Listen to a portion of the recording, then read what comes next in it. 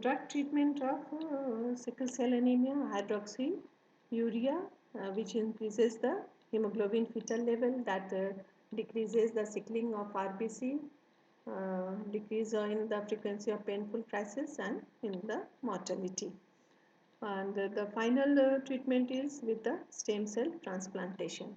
And this sickle cell anemia is included in the newborn screening panel. And there is the selective advantage of heterozygous state. What happens? The heterozygous sickle cell genes are less susceptible to severe malaria, that is cerebral malaria caused by the parasite Plasmodium falciparum. That may be due to the RPCs having shorter lifespan, leading to destruction of malarial parasite in these cases. Now, hemoglobin C disease, that is HbC. There is again single amino acid substitution. The lysine substitutes the glutamate at the 6th position of beta globin chain. And this again causes the slower movement of HbC in the electrophoretic field. The homozygous cases are very rare. In the heterozygous cases, the symptoms are relatively mild. And again, it is chronic hemolytic anemia, but there is no infarctive crisis, no specific therapy is required. Hemoglobin SC disease, that is sickling disease. And what happened here is the HbS mutation and HbC mutations, both are present. So the patient is with HbSC, and that is doubly heterozygous and known as compound heterozygous patient. And both the beta globin genes are abnormal here. But what happens? The hemoglobin is maintained at the lower normal level, and painful crises are less frequent, less severe, but there are different stages. Presentation is on the different stages are seen. Methemoglobinemia, and this is the HbM. This is included in the hemoglobinopathies. But what happens in this case? There is the oxidation of heme iron from ferrous to ferric state, and the ferric state iron cannot bind the oxygen. And this oxidation may be due to the acquired causes or may be due to the congenital defects. In the acquired causes, there is the certain drugs such as nitrates, or there may be the endogenous reason, that is the reactive oxygen species are present in our body. Congenital defect is seen in the deficiency of NADH cytochrome B5 reductase enzyme, that is also known as NADH methemoglobin reductase. And this enzyme is responsible for the conversion of methemoglobin ferric iron to the hemoglobin ferrous iron. And this is a rare mutation of alpha or beta globin chain which are resistant to reductase enzyme. And they are characterized by very specific characteristics. Chocolate cyanosis, a blue coloration of the skin and mucous membrane, and brown colored blood. Why it is so? That is due to the dark colored methemoglobin. And this leads to the tissue hypoxia, and then anxiety, then headache and dyspnea. And if not treated timely and properly, then it leads to coma and death. And the treatment is with the methylene blue, which reduces the ferric iron. Now coming to thalassemias, these are alpha thalassemia or beta thalassemia. The hereditary hemolytic disease, and there is the imbalance in the synthesis of globin chains. Synthesis of either alpha globin chain or beta globin chain is defective, and that leads to anemia. And there are different type of mutations are seen.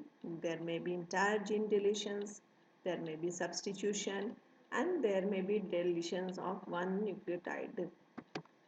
And they are classified on the basis of synthesis. If no globin chains, then alpha 0, beta 0 thalassemia. If synthesized, their chains are synthesized but at reduced rate, then they are written as alpha plus or beta plus thalassemia. Beta thalassemias. There is the synthesis of beta globin chains are either decreased or absent, and there is point mutation, but alpha globin chain synthesis is normal, and that leads to the excess of alpha globin chains, which precipitate and causes the hemolysis, premature hemolysis of RBCs. And this premature hemolysis of sorry, this premature hemolysis of RBCs leads to compensatory increase in the alpha 2 delta 2, that is the minor adult hemoglobin, or alpha 2 gamma 2, that is the fetal hemoglobin in the patients. And there are two copies of beta globin genes. If one gene is defective, then it is beta thalassemia trait, and that is known as beta thalassemia minor. If both the genes defective, then Cooley anemia, that is the beta thalassemia major.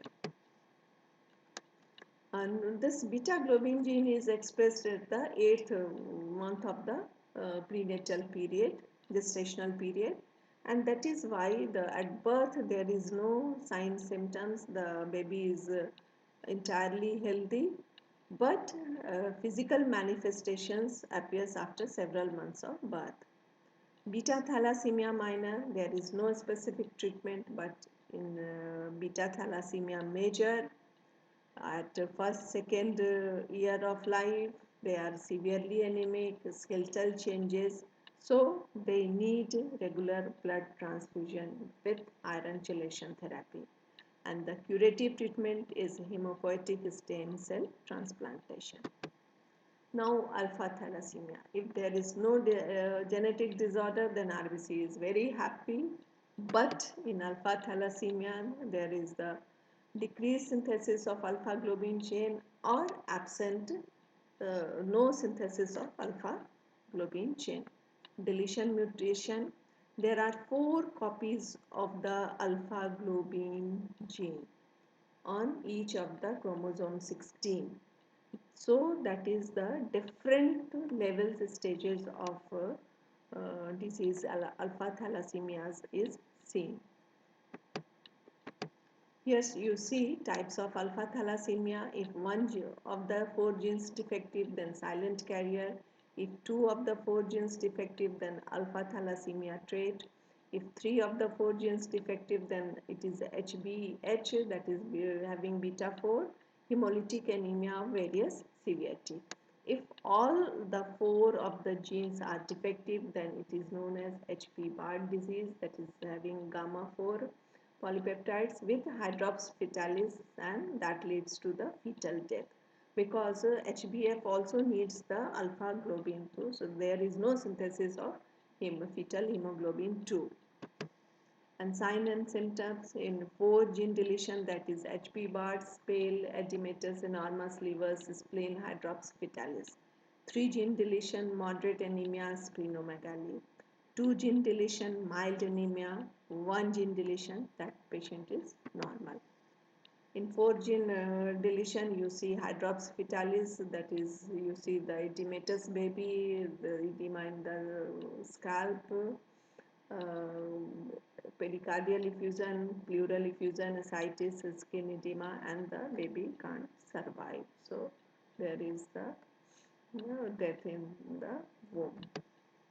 If both the parents are carrier, then 25% are unaffected child, 25% are affected child, and 50% are unaffected but carrier child. If one partner is normal and one partner is having thalassemia trait, then 50% are normal but 50% are having trait, the alpha thalassemia trait. So be careful, be safe, and thank you all.